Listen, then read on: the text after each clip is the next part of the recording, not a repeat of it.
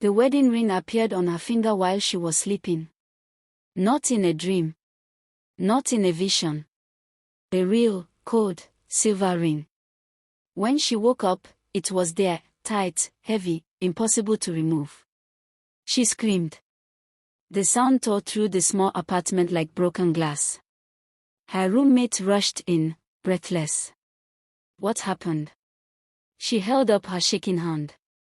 I didn't wear this to bed. The ring glowed faintly, then stopped. And somewhere, far beyond the physical world, a man smiled. The city never truly slept, but her street always felt quieter than the rest, like sound itself avoided the place. The buildings were old but not abandoned, lived in but not lively. Even the stray dogs never barked there at night. She had moved in 3 months ago after getting a new job at a media office downtown. Fresh start. Fresh life. No drama. No relationships. Just work and progress. That was the plan. The first strange thing started with the dreams. At first, they were harmless, a faceless man standing far away, watching her from across a river. She couldn't see his face, but she felt known by him. Not watched, claimed. Every night, he came closer. Every night, she woke up tired. Then the voices started. Not loud. Not clear.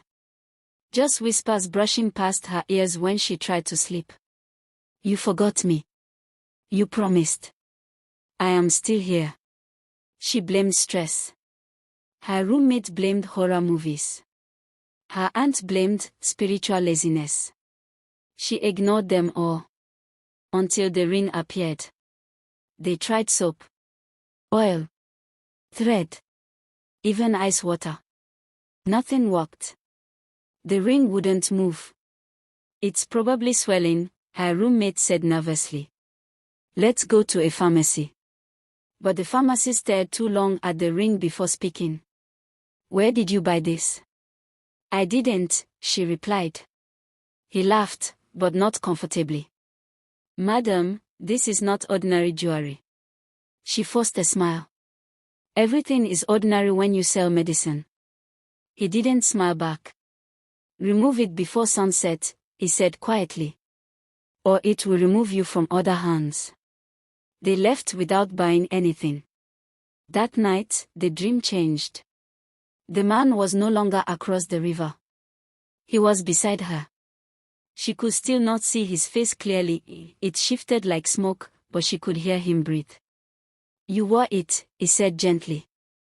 I didn't, she replied in the dream, somehow aware she was dreaming. You accepted. I don't know you.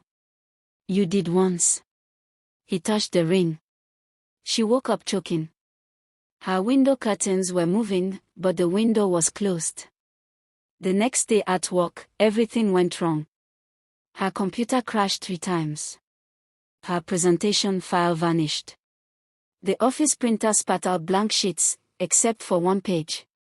A single sentence printed across it. You are not available. She reported it to IT. They found nothing. But one of them whispered while leaving, some people are pursued beyond networks.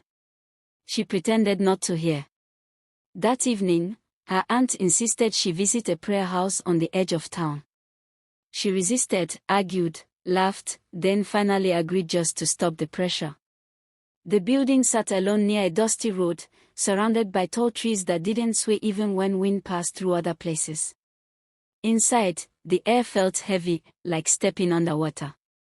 The spiritual leader was old, quiet, and sharp-eyed. He didn't greet her. He looked at her hand. Then he sighed. How long has he waited? Who? She asked. Your husband. I'm not married. He looked up slowly. Yes, he said. You are. Her roommate laughed nervously. Sir, please. Silence, he snapped, not loudly, but with authority that filled the room. He leaned closer to her hand but did not touch it. You were dedicated before you were born, he said. A promise was made using your name. Her throat dried. By who?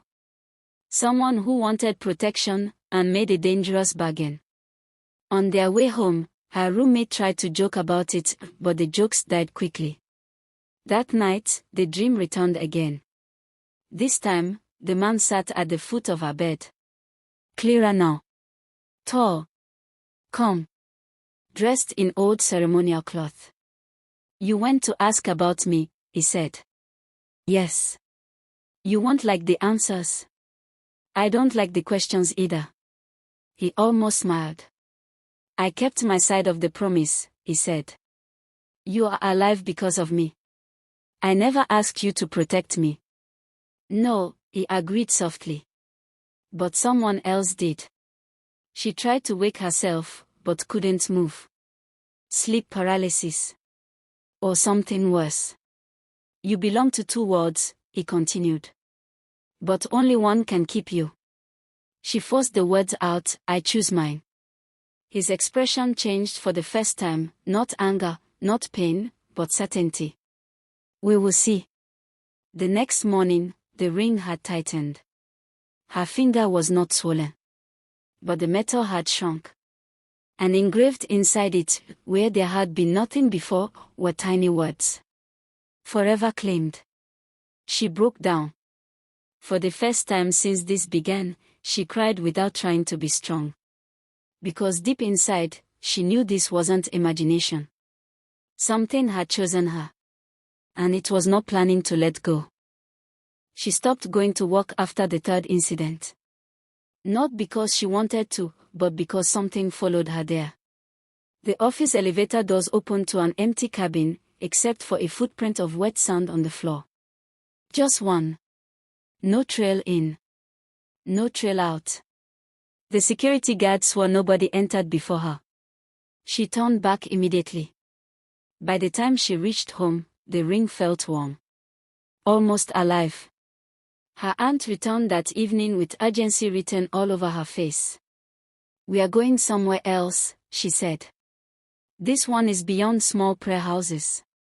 I'm not going anywhere, she replied weakly. You will, if you want your future. Her roommate packed a bag without asking questions. Fear had removed curiosity from the house. They traveled out of the city before sunset, past markets, past bus stops, past the last billboard, into a rural area where the road became red dust and silence. At the end stood a white building with a blue roof and no signboard. This place doesn't advertise, the aunt said. People who need it are brought. Inside, there were no candles. No incense. No drama. Just quiet. A middle-aged woman in plain clothes welcomed them and led them into a small room. She looked at the ring once, and inhaled slowly. So it has finally matured, she said. Matured, the aunt asked. Yes. This is not a sudden attachment. This is a long-term covenant. I never agreed to anything, the young woman cried. The counselor shook her head gently. Children don't sign, elders sign for them. The room became very still. They prayed. Nothing happened. They prayed louder. Nothing happened. Then the counselor placed a bowl of water on the table and told her to dip her ring finger inside. The moment the ring touched the water, the bowl cracked straight down the middle. Water spilled everywhere. The aunt staggered backward. The counselor did not. He is not hiding, she said quietly. He is present. The temperature in the room dropped. That night she slept at the center, not at home. At exactly 2:17 a.m., every light in the building flickered once. Only once. She opened her eyes. He was standing near the door. Clearer than ever. Face now visible, calm, dignified, ageless. Not monstrous. Not frightening. Which made it worse. You're disturbing too many people, he said softly. Leave me alone, she whispered. I waited longer than you have lived. I don't belong to you. You were given. I was not asked. Promises are not always made by the receiver, he replied. She sat up, trembling. Then release me. He tilted his head. Would you release someone who was promised to you since before birth? Yes. He studied her. That is why your word is weak, he said. You break vows easily. The next day, they began a 3-day spiritual process. No food till evening. Continuous prayers. Quiet reflection. By the second day, things intensified. Mirrors cracked when she walked past. Her phone camera refused to capture her reflection, only blank blur. Birds avoided the building roof. The counselor remained calm. This is resistance, she explained. It means he fears separation. Good, the aunt said. No, the counselor corrected. It means he has rights. On the third night, the dream changed again. She was no longer in her room. She stood in a ceremonial courtyard lit by blue fire. Drums echoed from nowhere. People in ancient clothing walked past her, not seeing her. At the center stood the man. Dressed like a groom. You remember now, he said. I've never been here. You were here before memory. He raised his hand, and the air shimmered. She saw a vision. A pregnant woman crying before a shrine. An older priest speaking. A bargain made for protection and prosperity. A vow spoken using an unborn child. Ah! She staggered backward. No. Yes, he said gently. You were pledged so your bloodline would survive a war. That wasn't my choice. It saved your family. I'd rather choose my own life. He stepped closer, not threatening, not angry. Just certain. And I would rather keep my wife. She woke up shouting. The prayer hall doors burst open at the same moment. The counselor and others rushed in. It has moved to memory stage, the counselor said. What does that mean? The aunt asked. He is showing origin proof. Can we break it? Yes, she said. Then paused. But not cheaply. By evening, they prepared for a separation ritual. No theatrics, just focused prayer and declaration. She sat in the center. The counselor held her ring finger, without touching the ring. Do you reject the covenant made without your consent? Yes. Do you choose your earthly life and future freely? Yes. Do you release every unseen claim? Yes. The air grew heavy. Wind rushed through closed windows. And then, a voice filled the hall. Not loud. Not shouted. But everywhere. She must ask me herself. Everyone froze. The counselor did not. She is asking now. No, the voice replied calmly. She is repeating you. The temperature dropped again. The counselor leaned close to her ear. You must speak directly, she whispered. Not fearfully. Not angrily. Clearly. The room waited. Her heart pounded like a drum. She raised her trembling hand. And spoke into the unseen. I respect what was done, but I do not accept it. I release you. And I withdraw myself. Silence. Long. Deep. Then the ring burned. She screamed, but did not pull away. A thin line of smoke rose from it. A crack appeared across the metal. For one hopeful second, everyone smiled. Then the crack sealed shut again. The voice returned. Request denied. The counselor closed her eyes slowly. This is no longer a basic deliverance, she said. What is it then? The aunt whispered. The counselor answered. This is a marital dispute. No one slept after the voice spoke. Not the aunt. Not the counselor. Not the prayer team. And definitely not her. A marital dispute. The words echoed like a verdict. I reject it, she said again, weaker now. I never agreed. The counselor sat across from her. In spiritual law, agreement is not always verbal. Authority matters. Timing matters. Bloodline matters. That sounds unfair. It is, the counselor replied calmly. But unfair things still need to be broken correctly. At dawn, they brought out old records. Not books, documents. Family history papers. Dedication notes. Covenant archives kept by certain ministries that handled generational cases. Her aunt made several calls. Most people refused to talk. One elderly relative finally agreed. Yes, the old woman said over speakerphone. There was a protection oath during the unrest years ago. Many families did it. Protection with what cost? The counselor asked. Silence. Then. First daughter of the next surviving branch. Everyone in the room slowly turned toward her. She felt cold. I'm not even the first child, she said quickly. Of your mother, no, the aunt replied quietly. But of the surviving branch after the tragedy, yes. The truth landed like a stone. That evening, the manifestations changed. No more whispers. No more shadows. Instead, interference. Any man who came near her felt sudden discomfort. The delivery rider refused to hand her a package directly, he placed it on the ground and stepped back. A neighbor who had always tried to start conversations suddenly avoided eye contact. Her phone received a message from an unknown number.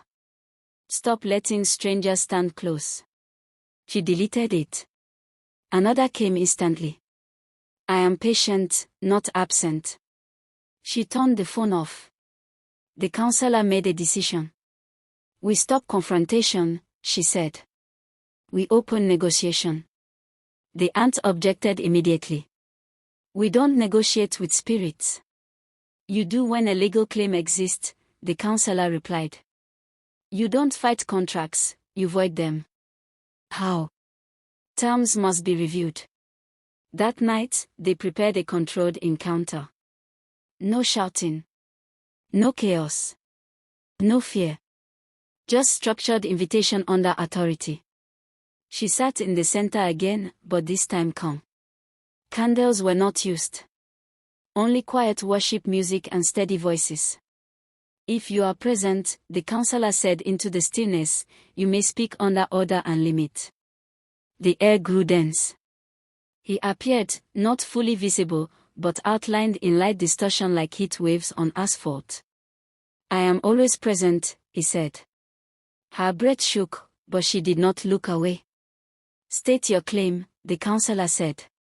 Covenant spouse, he answered simply. State your evidence. Vow, witness, bloodline authorization, fulfilled protection. State your intention. Completion. The counselor nodded. State your flexibility. Silence. Long silence. Then. I will not destroy her life. That is not flexibility, the counselor replied. Another pause. I will share influence. No, she said immediately. I don't accept sharing. For the first time, he turned directly toward her. You speak stronger now. I am learning, she replied. The counselor leaned forward. What satisfies release? Equivalent exchange, he answered. Define. Protection transferred. Covenant replaced. Promise balanced. With what? He looked only at her when he answered. Choice backed by sacrifice. The room fell quiet again.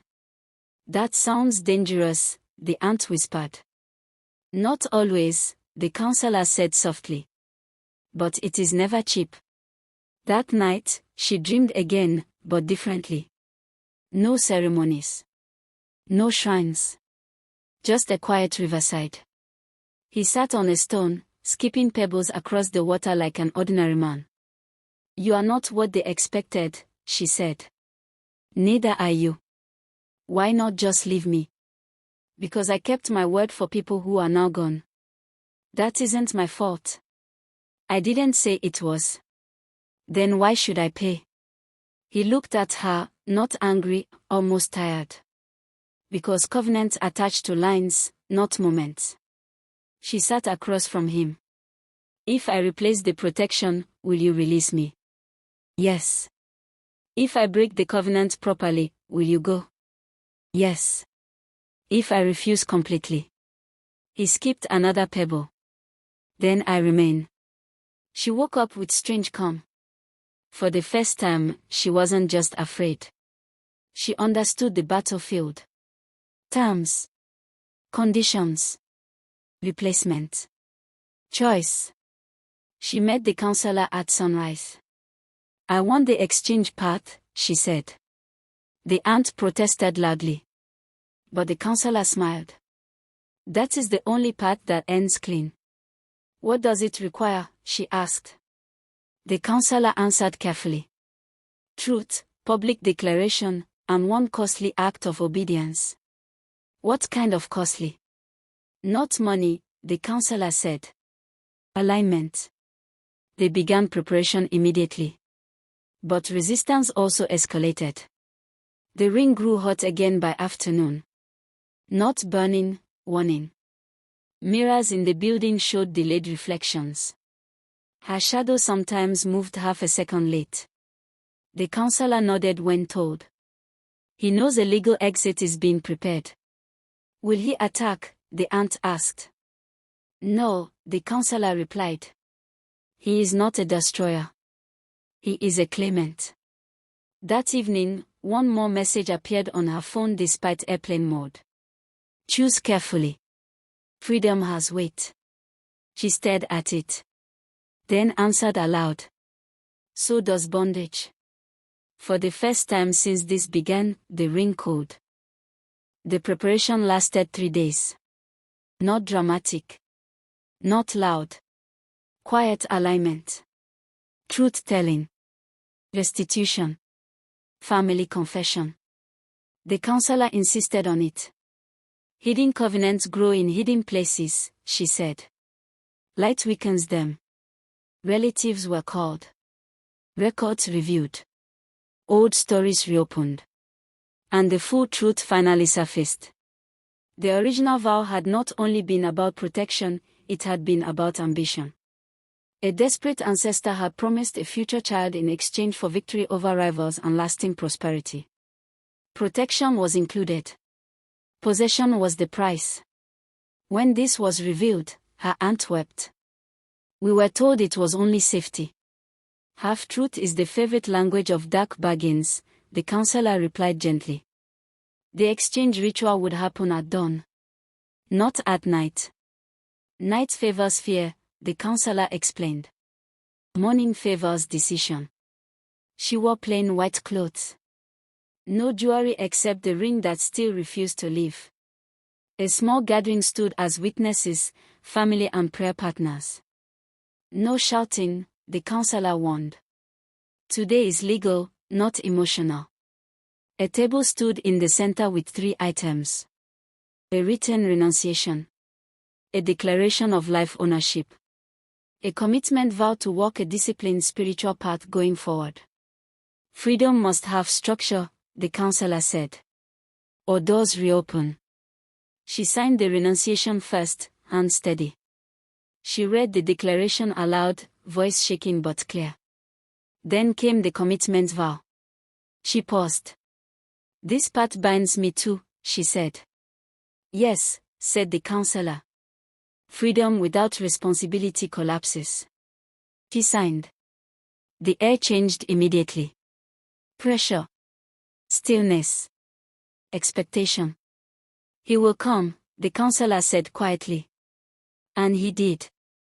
Not as distortion this time. Fully visible. Calm. Regal. Almost human. No horror. No rage.